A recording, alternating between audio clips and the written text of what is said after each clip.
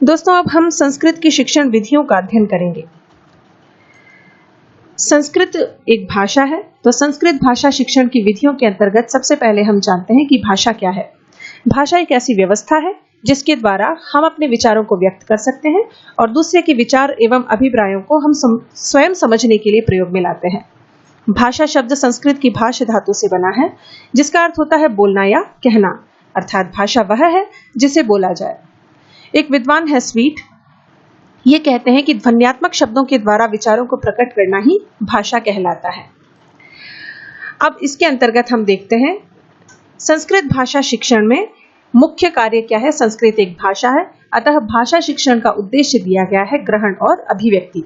प्रश्न पूछा जाता है कि ग्रहण और अभिव्यक्ति किस शिक्षण के मुख्य उद्देश्य है, अथवा निम्नलिखित में से भाषा शिक्षण के उद्देश्य कौन से हैं? तो उत्तर क्या होगा? ग्रहण और अभिव्यक्ति।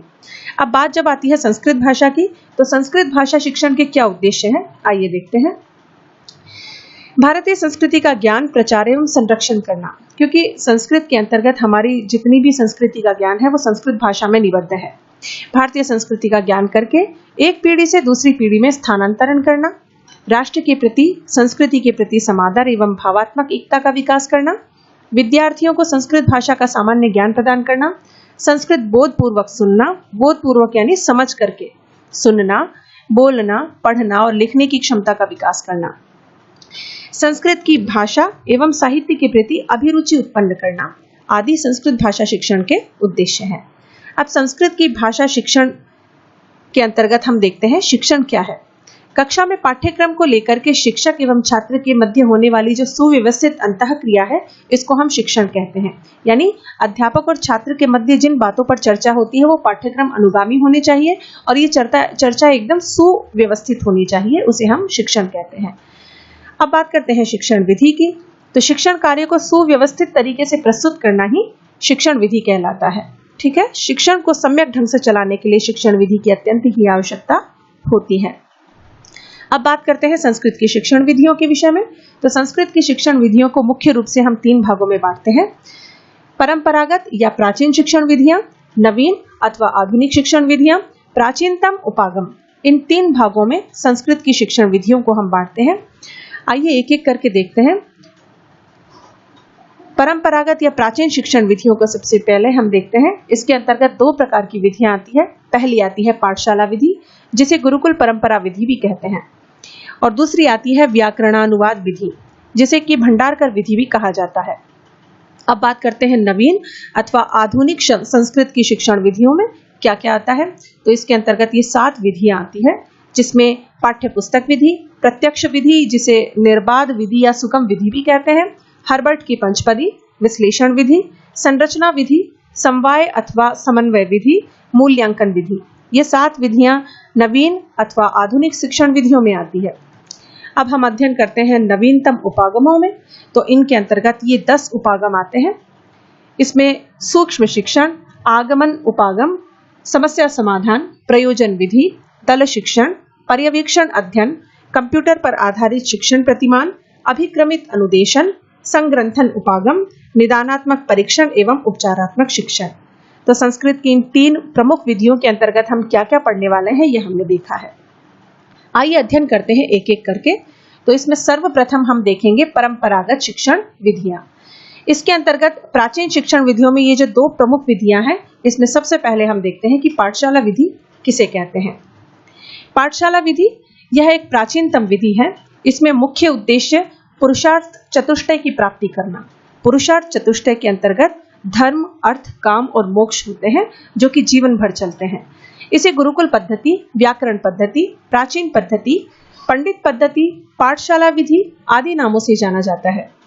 उपनयन संस्कार से विद्यारंभ शिक्षक के लिए छात्र शब्द का प्रयोग होता है। देखिए, उपनयन संस्कार जिसके अंतर्गत जनेऊ पहनाई जाती है। जब बालक आश्रम में, गुरुकुल में प्रवेश करता है तो वहां के जो गुरु होते हैं उनके समीप बैठ करके ये जनेऊ संस्कार किया जाता है। इसको उपनयन संस्कार कहते हैं।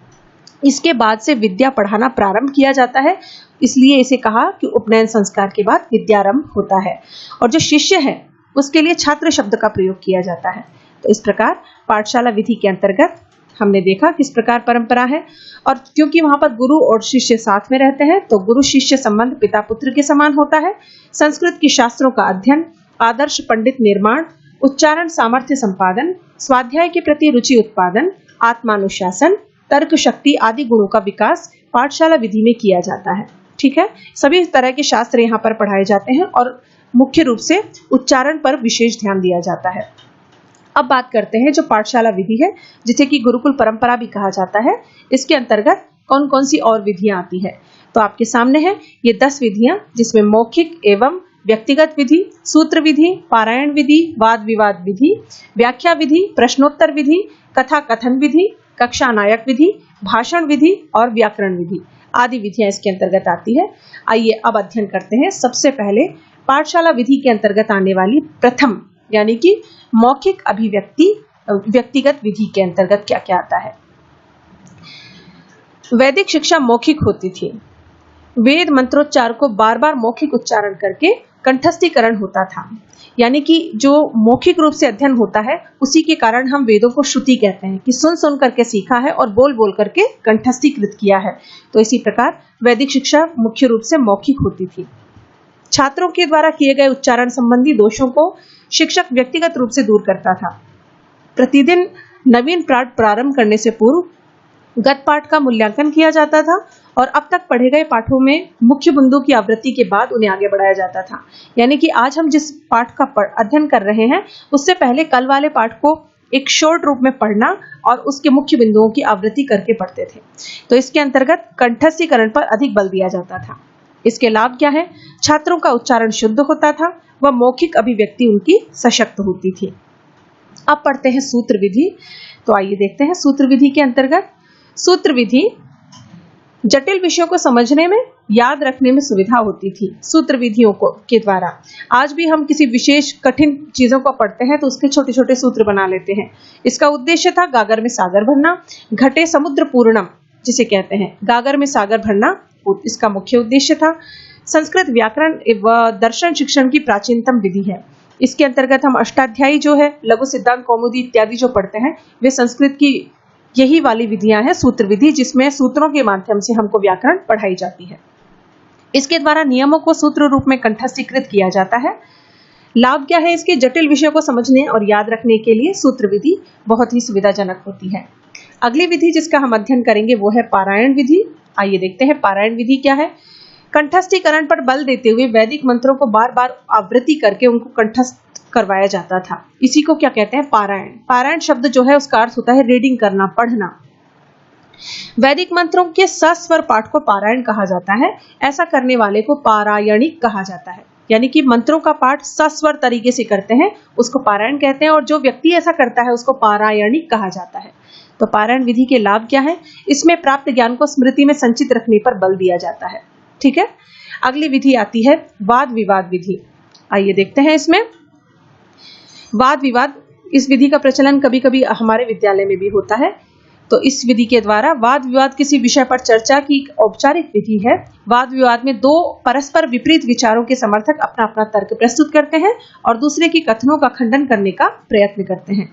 और इसके उदाहरण देखिए, शास्त्रार्थ एवं संवाद। शास्त्रार्थ जो प्राचीन काल में दो विद्वानों के मध्य हुआ करते थे, संवाद विधि के माध्यम से यानी प्रश्नोत्तर। संवाद के इसकी के अंतर आते हैं। लाभ क्या है इसके? तर्क शक्ति का विकास और भाव प्रकाशन की शक्ति का विकास होता है। तर्क शक्ति यानी कि एक समय पर जब भी किसी भी प्रकार किसी भी विषय का जब क्वेश्चन किया जाए तो हम उसका उत्तर दे सकें, और भाव प्रकाशन यानी कि हम संवाद के माध्यम से उसको समझा भी सकें। अगली विधि आती है दोस्तों व्याख्या विधि। व्याख्या विधि को देखते हैं। इसके अंतर्गत छात्रों की शंकाओं का समाधान करने के लिए गुरु व्याख्या विधि का अनुसरण करते हैं, क्योंकि कई भी जब छोटी बात समझ में नहीं आती तो उसकी गुरुजी व्याख्या किया करते थे। और ये जो व्याख्यान है इसके 6 अंग होते थे, जिन्हें कि इस प्रकार श्लोकबद्ध किया है। पदच्छेदः पदार्थोक्तिः विग्रहो वाक्य योजना आक्षेपोऽथ समाधानम व्याख्यानम षड्विधम मतम। देखिए, पदच्छेद किसी भी शब्द को तोड़ना, पदों में तोड़ना। पदार्थोक्ति पदों का अर्थ बताना। विग्रहो विग्रह करना। वाक्य योजना और वाक्यों को समझाना, किस प्रकार उसमें कर्ता कर्म क्रिया की स्थिति होगी। और आक्षेपोऽथ यानी कि वहां शंकाएं यदि है तो उनका समाधान करना। आदि ये व्याख्यान के 6 प्रकार के अंग होते हैं। तो ये व्याख्यान के अंग हो गए। इसके लाभ क्या क्या है? विषय की विस्तृत जानकारी प्राप्त होती थी, मानसिक क्रियाशीलता का विकास होता था और भाषा पर अधिकार होता था। अगली जो विधि है वो है प्रश्नोत्तर विधि। आइए इसको देखते हैं। जैसा कि नाम से ही स्पष्ट है, प्रश्नों के माध्यम से व्याख्यान होता था। प्रत्येक प्रश्न के पश्चात छात्र उसकी आवृत्ति करते थे। इसी प्रकार संपूर्ण व्याख्यान समाप्त होता था। लाभ क्या है इसके? जिज्ञासु छात्र जो हैं वे सक्रिय होते हैं, तर्क एवं निरीक्षण शक्ति का विकास होता है। अगली विधि है कथा कथन विधि। जैसा कि इसमें भी हम नाम से समझ सकते हैं, कथा यानी कहानी, कथन यानी कहना, कहानी कहना। विषय वस्तु को रुचिकर बनाने के लिए उस समय बीच बीच में कथाएं सुनाई जाती थी, जैसे हितोपदेश की कथा या पंचतंत्र की कथा, जिसमें बहुत सारी छोटी छोटी कथाओं का संग्रह है हितोपदेश और पंचतंत्र के अंतर्गत। तो कथा कह करके पढ़ाना। इसके लाभ क्या है? अध्ययन को रुचिकर बनाने व सरल बनाने में कथा कथन विधि सहायक है। अगली विधि है कक्षा नायक विधि। आइए इसके अंतर्गत देखते हैं। इसमें क्या होता है कि गुरु के अनुपस्थिति की स्थिति में मेधावी छात्र जो है वो गुरुकुल के अन्य छात्रों को पढ़ाते हैं। कक्षा में जो इंटेलिजेंट बच्चा है होता था वो बाकी बच्चों को पढ़ाता था जब गुरुजी नहीं आते थे। लाभ क्या है इसका? शिक्षण करवाने वाले छात्रों में आत्मविश्वास आता है, जो पढ़ाने वाला छात्र है उसमें, और जो सच में मेधावी बच्चे हैं उसमें शिक्षक का प्रशिक्षण स्वयं ही मिल जाता है। अगली विधि है भाषण विधि। आइए इसे देखते हैं। भाषण विधि। कई बार गुरु विषय को स्पष्ट करने के लिए लंबे लंबे भाषण और व्याख्यान देते हैं, कथा आदि का सहारा लेते हैं। इसी को क्या कहते हैं? भाषण। तो इसके लाभ क्या है? इससे छात्रों को किसी भी विषय की विस्तृत जानकारी प्राप्त हो जाती है। अगली विधि है इसकी व्याकरण विधि, जो कि देखिए व्याकरण विधि। व्याकरण भाषा का प्राण तत्व होता है। भाषा के नियम व्याकरण में ही होते हैं, इसलिए भाषा को पढ़ाने के लिए व्याकरण का ज्ञान दिया जाना अत्यंत ही आवश्यक था। वेदों के अध्ययन के समय पुराने समय में व्याकरण का विशेष पठन पाठन होता था। ठीक है, आज भी जो व्याकरण है वो भाषा का मुख्य अंग होता है। कोई भी भाषा भाषा तब है जब उसकी अपनी लिपि है और अपना व्याकरण है। तो इसी प्रकार व्याकरण भाषा का प्राण तत्व होता है। लाभ क्या है इसके? भाषा को शुद्ध, परिष्कृत, परिमार्जित ज्ञान प्राप्त हो जाता है। अब ये जो पाठशाला विधि है, आइए इसके विषय में इसके गुण और दोषों का अध्ययन करते हैं। पाठशाला विधि, जिसे कि गुरुकुल परंपरा विधि भी कहते हैं, इसके गुण दोषों के विषय में देखते हैं। सबसे पहले इसके गुणों को देखते हैं कि पाठशाला विधि में चरित्र निर्माण में सहायक होता है। मेधावी छात्रों का अधिक विकास होता है। भारतीय संस्कृति व संस्कृत साहित्य का ज्ञान प्राप्त होता है। शुरू में होने वाला मौखिक कार्य शिक्षण सिद्धांतों के अनुरूप होता है। शुद्ध उच्चारण का विकास और उच्चारण दोष समाप्त होते हैं। कंठस्थीकरण का विकास होता है। स्मरण शक्ति का विकास होता है। देखिए, जो पाठशाला विधि है इसके अंतर्गत जो ज्ञान का 90% होता था वो मौखिक रूप से होता था। तो कंठस्थीकरण और अभिव्यक्ति दोनों ही अच्छे होते थे, और कंठस्थीकरण के साथ साथ स्मृति भी अच्छी होती थी, और उनको एक विशेष प्रकार के नियमों की आत्मानुशासन सिखाया जाता था, इसलिए अच्छे चरित्र का निर्माण भी होता था। अब इसके दोष क्या है? मंदबुद्धि बालकों का पिछड़ जाना। हर व्यक्ति चीजों को कंठस्थ नहीं कर पाता। मनोवैज्ञानिक शिक्षण का अभाव है, क्योंकि इसमें केवल रटंत विद्या बहुत ज्यादा इसके अंतर्गत आती है। इसलिए शिक्षण में अंतःक्रिया का अभाव होता है। शिक्षक और छात्र को पता है कि जो गुरुजी हैं वो मुझे ये चीज याद करने के लिए देंगे, जो कक्षा के अंतर्गत एक अंतःक्रिया होनी चाहिए, उसका अभाव होता है। शारीरिक व सामाजिक विकास नहीं होता। कठोर अनुशासन, नीरस शिक्षण में नीरसता आ जाती है। मौखिक पक्ष का ही विकास, लेखन का विकास कम होता है। पाठ्य सहगामी क्रियाओं को स्थान नहीं मिलता। तो इस प्रकार जो पाठशाला विधि है दोस्तों, इसका विस्तार पूर्वक हमने अध्ययन किया। अब अगले वीडियो में हम अध्ययन करेंगे व्याकरणानुवाद विधि का।